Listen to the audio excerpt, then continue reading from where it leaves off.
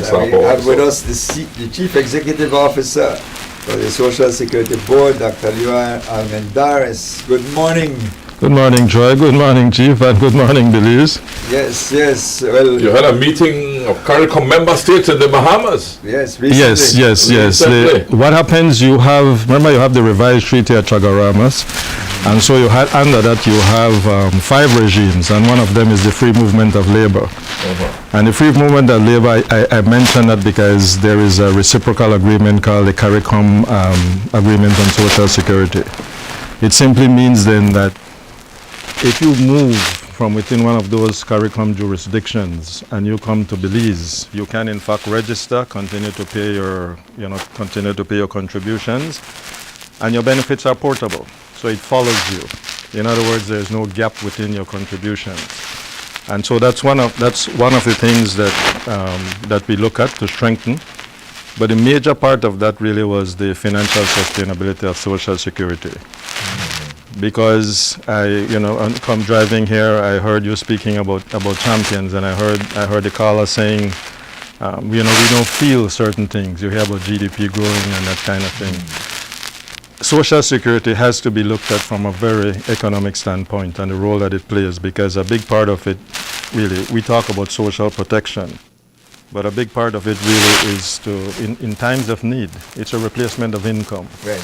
And so as a person who is working and makes contributions, and remember, you don't make your full contribution, your employer pays a portion of that contribution. And that contribution should be paid into Social Security.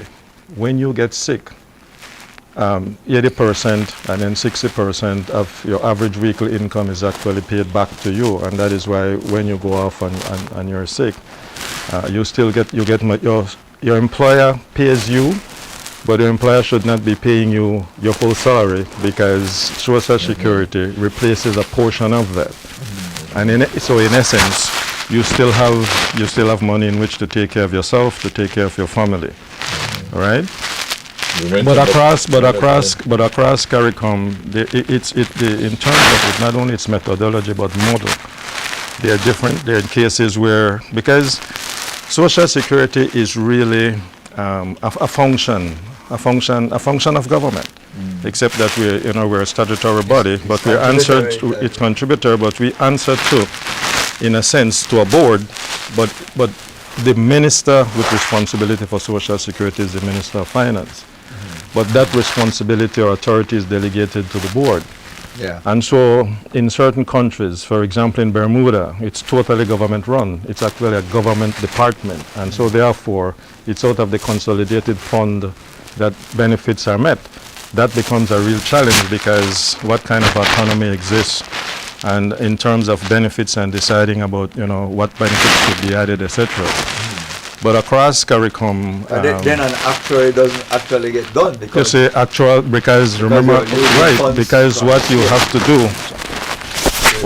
to do is to.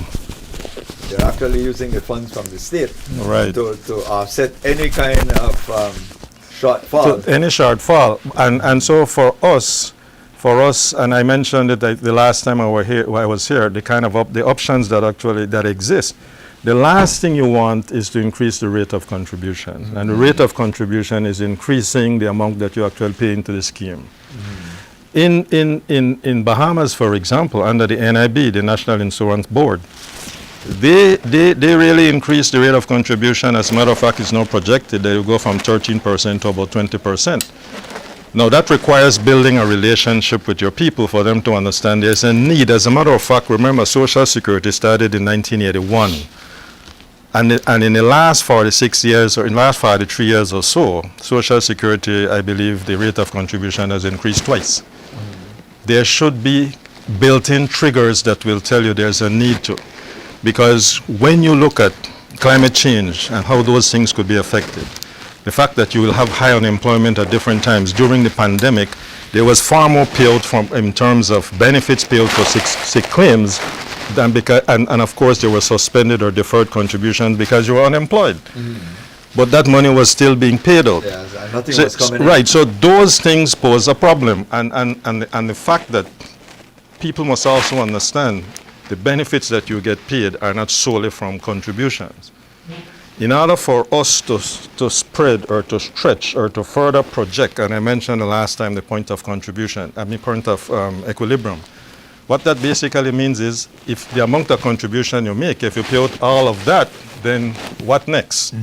Do I go to hat in hand, as I asked before, and go to the Prime Minister and say, Prime Minister, well, you need to bail us out?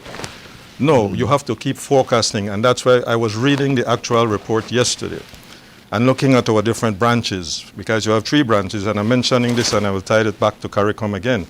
But the short-term branch, which deals with things like sickness benefit, in that period 2020, we would have seen, and I think the graphs were shown, you would have seen where, really the expenditure, really was so close to income that it could have created an issue. But there's a surplus in that short-term branch. The other branch is the employment injury.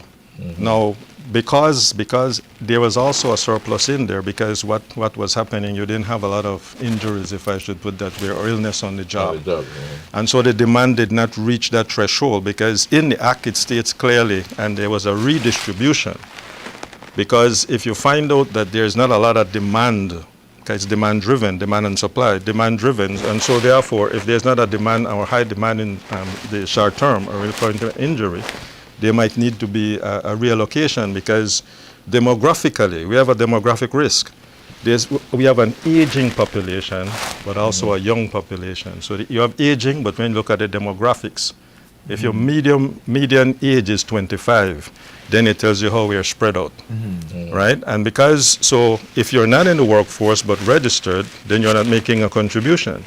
But those who have retired, the long-term branch, and are not being paid pension, that is something that you have to continue to pay. The only thing that may stop some of that, but remember, if you're a pensioner, you also have beneficiaries as well. And so it would mean then mortality, in some cases, reduce the demand on, the payout for pensions. Meaning you die earlier. Right. But So people are living longer now, right? Huh? Basically, statistically, people are living longer. And that's another thing. If life expectancy increases, then it sees the payout is for a longer period of time. So it means that we have to continue to be forecasting that, right? And ensuring. So what do we do? How is that income, that contribution supplemented? It's supplemented through investment income. So one of the things we'll be doing tomorrow, as a matter of fact, is taking an external look, what we call an environmental scan of Social Security with our stakeholders. We need to know we serve you. How better can we serve you? What are some of the things you see that we might need to put in place in order for us to become even more efficient, for us to create a better relationship, in order for us to provide the service that is required by you, by Social Security. So who are those stakeholders? Well, the media, right? Because employers, the employers, because we're a tripartite system as well. So employers will be there, the media will be there, the unions will be there, and basically insured persons. Because we want to hear from you, and we must be very open-minded to listen to these comments, because we are focusing, we're not repositioning, but yes, repositioning Social Security for greater efficiency. So we'll be looking at modernization of the system, our organization, increasing operational excellence, diversification for sustainability of the fund. These are some of the things that we're looking at. And so, as I was saying, when it comes to its contribution is supplemented. So it's contribution plus rental income plus interest income plus investment income, return on investment, as in the case of our investments in the utilities. And I know the recent speak or the talk about our objection. Because, Starlink, because we have equity investment there at about 34%. So, yeah. And so any degradation of that service and a migration or movement away from that, that creates an issue and poses a challenge in terms of the long-term sustainability of that, depending, of course, on what percentage the risk increases. The risk is twofold. See? Because it's and then we have to go and reforecast again to say, okay, we expect so much from investment income, and we don't get that. So how do we bridge that? Do we bridge it through rental income? Do we bridge it through loans that we give out? And again, we must understand that you have to, in economics, you talk about nominal and real value, right? If a dollar today is not worth a dollar tomorrow, a dollar is a nominal value, the real value is the purchasing power of that dollar. And so these are the kind of things that we have to continue to be very cognizant, very much aware of, because Social Security is quite complex, right? And so you have to keep looking at the numbers. That is why the Act states that in terms of the actuary, the person has to be external. In other words, give us the numbers, because that's what we look at. We want to look at the numbers to tell us we need to broaden coverage, for example, because you really need to broaden coverage in order to suspend, if you will, or kick the point of equilibrium down the road. In other words, we don't get there because it's predicted, based on the last report I was reading yesterday, that we might reach a point of equilibrium by the end of this decade. Right? So that would be 6 years ago. So that is why we have to make sure that we are proactively doing everything possible to grow the fund, to grow the scheme, because we have to pay benefits. Right? We have to pay benefits. In fact, the distribution is 72% to the long-term branch, 19% to the short-term branch, and 9% to the employment injury, and that reconfiguration came about because of the demands in those different branches. Remind us in dollars and cents how much is paid out annually by Social Security to subscribers of the Social Security. Again, I think we because what I did, I actually did the graphs yesterday to show from each one of those branches the allocation on how much was paid out, but on average it would be something like $89 million.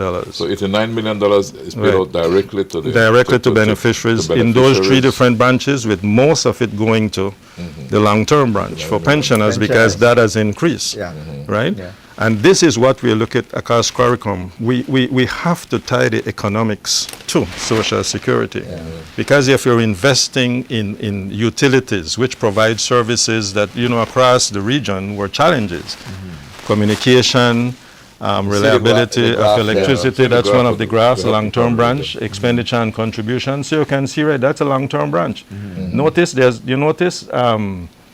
these are the things that we have to keep looking at. So contribution revenue and the long-term branch, you notice what has happened there. So it tells that in there, that shows you that there's a surplus, right? So the allocation was not totally used up. Now, what do we invest? And people must not worry about this. They must understand that what we invest is the surplus. There's a surplus there. If you notice the difference between the red line and the blue line. Normally you would have put the blue line at the top and the red at the bottom, simply because the blue line, you use red lines to show deficits. But the surplus is what we actually invest. And so that surplus, but ensuring that administratively we can administer the fund. We also provide things, remember, like scholarships. So corporate social responsibility is very, very big for us. All right? There are those people you find out there's the increased prevalence of non-communicable diseases. Social Security contributes a lot to those who seek benefits or seek that kind of assistance from Social Security.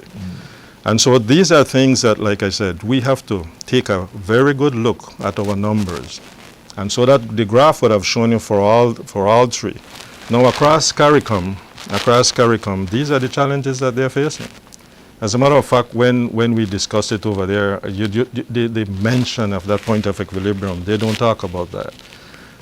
Or they didn't mention it in that light, but the fact is it's something that you have to focus on, because what happens if claims increase because of some force majeure? Climate change tells us that a hurricane can go from a tropical depression to category 5 in a very short time these days because of the warmth of the oceans. So another force majeure, other things that can cause, unemployment, can cause a really downturn in the economy. Because remember, if we do, one of the things we did externally was called a PESEL analysis. That was done externally by someone else. So you have to look at economic. One of the that P is political. We're pretty stable, right? The social, the technological, and the other thing we're doing, of course, is the integration of greater digitalization for greater access to service. But what comes with that? Cybersecurity risk. So we have to look at all of these things. Security risk. We have to look at fraud, external, internal. All of these things we address, talking and of course we had representation from the International Social Security Administration. This is the guide, this is the body that gives us the guidelines that we follow for greater efficiencies. All right, we all have representation from Mexico and other groups where, again, we're creating the kind of harmonization. What you find out in CARICOM as a challenge, of course, is that not every country moves in the same direction at the same pace. So that poses an issue. So out of that, the intention is to create a secretariat, like the CARICOM secretariat, to provide that kind of service with the expertise. And the expertise was right there around the table as well. That's how it works right now. With free movement of labor as per the Treaty of Chagaramas. Yeah. And so I come here, I still have coverage, I continue to pay from my salary. So is there a netting off? Is there a settlement? You get your benefits. But you pay Social Security. You can pay Social Security here because this is where you're registered. Social Security at home. But when you get your Social Security, you can actually get it here. If you retire in Belize, you retire because remember you're a CARICOM, member, citizen. Yeah. So that's the portability of it. If I leave, or if any one of us leave and go to Jamaica, or go to Trinidad, or go to Barbados, we get it's just like you're a CARICOM citizen. And so therefore, those benefits just continue. You continue to pay, so you don't have no gaps because remember there's no settlement between the two Social Security. You don't really have. It's not really a settlement because I know what. For example, I know the way how SMART and DG used to work. There was a settlement depending on who called who and the netta. Yeah. No, in this case, it just continues. Okay. All you need then is a record. You will have your record. That is why when a person come and claims for benefit or pension and say I've retired from the government service, of course, is non-contributory. We are contributory, and that's its own discussion, non-contributory. And so it simply means then that you go through all the process, make sure you're satisfied, the 500 pains, if as we would want to call it that. But who would have that record? You have to get that record from the Social Security of the original country. But then you get all that information. So that will be available at your fingertips. So what we also want to set up across the region is, really that a regional database where that information can be accessed quite easily, right? And so even before we went, what the information we gathered is how many CARICOM citizens are registered in Belize in terms for Social Security. So that information is there. They register, your information is there. What we have not seen is the growth of those who have registered because many come here as consultants and maybe spend a couple of months or 3 months or something like that. But remember, as long as you're paying in and you have the number of required contributions at the time of retirement, which can be at age 60, or it can be pushed down a bit and go up to as much as age 65. But remember, once you have retired, then it's simple and start to benefit from the retirement benefits, then it simply means you should not be working full time again, right? And so all of these things we have to look at. But like I said, you have to look at risk as well because risk is a very big thing. All right, what risks are posed to us and things like so.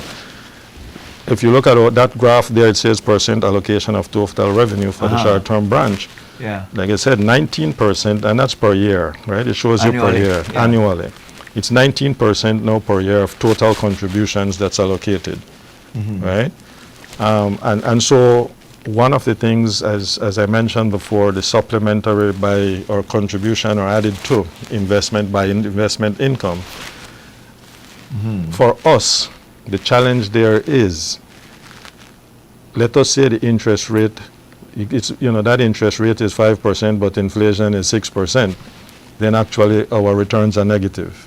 So these are things we also have to look at. Even with loans, the interest rates are very competitive, very competitive. But that again, when you look at amortizing or spreading it over a period of time, you can see if we know what we will get from that. I mean, the interest income plus your principal. But again, we have to take a look at inflation challenges the real value of money. That's the best way to put it. Somebody says Last year I went to an investment forum, and it was mentioned that the 136 million they have to invest that is not gaining any income from it. 136 million? That's what the viewer is talking about, and it says that he believes that a lot of these things had been driven by, lack of competition, poor investment, quality portfolio. I don't know about the 100. Last year I wasn't there. I've just been here over two months. But what happens is that we have to look at available or liquidity for investment. Now, when you think about Belize, I mean, it's almost like the opportunities for investment is finite, because we have to continue to find. We invest in CPBL, we invest in the other two utilities apart from telemedia or Digger, however we refer to it. But the opportunities for investment, it's, really, there's not a whole lot. And so the Act tells us. You have capacity to go external? The Act tells us that we can go external. Okay. Right? The Act tells us we go, but remember, you can't invest Belize currency. You can invest outside of CARICOM? But you can invest outside of Belize, which means not only CARICOM. Right? Well, it can be outside of CARICOM. We're not confined to CARICOM. We're part of this CARICOM reciprocal agreement, but it does not stop us from. Trade agreements have that effect. Right? When Belize engages in trade agreements, that has to be lodged in at the CARICOM Secretariat for people to ventilate on. In our case, if we want to invest, the big challenge here for us is really conversion, right? Availability of foreign currency, because the currency you invest in is the American, the US dollar, not our currency. So it will be a conversion, but the question is, where do you access that? And so that is one of the things we are exploring. We had an initial discussion, initial informal discussion with the governor of the central bank. And this is something that we will continue to explore. And of course, it will not just be investing funds externally, but making sure that we do our due diligence. Because when you want to invest anywhere, you must make sure, one, that you do portfolio investments, that you don't put all your eggs in one basket, that whatever you're investing in, historically, it shows that it's lucrative in order to invest, because the returns that you expect will in fact be positive. Because if you look at the US market and how that was changing over, with the elections coming up, etc., you saw some of those stocks were really changing and declining, etc., and those kind of things, because, really people become scared. A lot of volatility because you're unsure of what the results will be. In our case, what we have to do, and many times you engage investment bankers or others to help you with those projections, because they understand different markets. So you don't do it alone, and you don't start building a mansion. You build a small home, meaning you start small and see how that works. Start a home and then you go from there. So you see how that works. But again, study the market in which you want to invest externally. You have to look at whatever it is. If it's A, what's the demand for A? What have been the returns on A? The long term, not only sustainability, but the long term profitability of investing. So all of those things we would have to do before we go there. In terms of providing loans, talk to us a little bit about that and how that is viewed by the overall CARICOM. Providing loan is an investment. It's a way to grow the fund. It's a way to grow the fund, yeah. In terms of Belize, we often look at it as a negative. There is some history attached to that they have created that. But if you remove that, because you're limited in actual equity and so investment, so you take on these debt investment obligation. Speak to us a little bit how the rest of the region looks at it, and if they do have that built into their system as a way to grow their fund as well. In the region, you hear them more talking about investments, not so much about loans. To a certain extent, I didn't really hear much about that. You don't hear much about rental income, but again, some of them just probably didn't bring that up. But in terms of the loans, that simply means that you have, again, a part of the surplus that's available for on lending. And whether or not it's competing with commercial institutions, we're not a commercial institution, but we have the ability to give loans. And again, remember now, the loans that are given out, although granted loans, they must be secured, right? The requisite collateral must be there, your audited financials, your financial forecasts, all of those things, a letter of agreement, in essence, a guarantor, in a sense. So those things are given out, and of course we look at the interest rate. Our interest rates will always be competitive where some of the commercial institutions are concerned, right? But the injection is the loan speaks, or it's allowed even for startups, right? Even for startups. And the areas in which we invest as well, like I said, it goes through a thorough analysis, and it's something that contributes to the growth of the economy. It contributes, just like where we invest. It's economics related, it must contribute, it goes through the process. And so it simply means, remember, we have a big deficit or imbalance when it comes to the whole trade imbalance that exists, import and export. We need to produce more. So here is that stimulation or added stimulation within the economy to really increase our productive capacity. And once we can do that, because you hear a lot about MSMEs, and what I think has not caught on is that redefinition of MSMEs. What was once a large enterprise is now a medium enterprise with that redefinition, because it's less than 200,000 to 30 million. Yeah. So it simply means then that what we can have, those who might be ready to export but just need that additional injection of funds in order for them to get there, these are the kind of things that we also look at. So social security, the mere fact, and you notice there's compliance or with the SDGs, right? The Sustainable Development Goals when you're talking about reduction of poverty, because I don't think we'll ever alleviate poverty unless the population stops growing. So a reduction, the fact that you're talking about zero hunger, and the fact that social security, because it provides that social protection. Remember, you get medical care as well, right? You get medical care as well.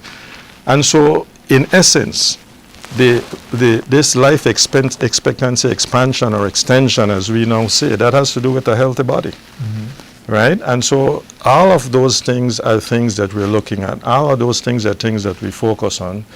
But, and I'm glad we're here because, as I said, many times I think Social Security is misunderstood. And maybe, as you said, Troy, there's a reason for that. And so I feel that where I came from, Beltrade, and we focus so much on the image of the organization and to make sure what we have, that when you say Beltrade, it's seen with in a positive light. We know that the organizations are different. And when you hear about Social Security, the first thing you might think is that it's just taking people's money and giving it away, and that's not the case. It creates a benefit. It creates an advantage for those insured persons. It creates an advantage for the equity investment we have, the loans that we give out to really create, create employment. And when employment is created, that employment creates life sustainability for the families. Because it simply means now that more people are working, and there's more disposable income. And when you talk about every dollar that is made, it goes through in economics a multiplier effect. So it creates more revenue or it creates more income. And these are the things that we're looking at. That's what Social Security embedded in this, really in the fabric, the economic fabric of Belize. That's the role that we play. Okay. So, my final question on as we're just over the time. Yeah, but very quickly, when you anticipate the timetable for the whole secretariat and the free flow of access in terms of CARICOM? I believe that because really something that should have been established yesterday. I believe in the next 2 years, because there are those of us who were represented there and really are very supportive of it and want to see it happen, and so therefore I would say within the next 2 years that possibly will happen. Okay. Dr. Leroy Almendarez, thank you so much for being here today. and talking to us about we covered social security. I think you wide covered gamut a whole lot. Thank you, gentlemen. You covered a whole lot in a short Thank space you of as time. always. Right. So thank you you so all. much, Thank you very Dr. much. Leroy Almendarez, CEO of the Social Security Board of Belize.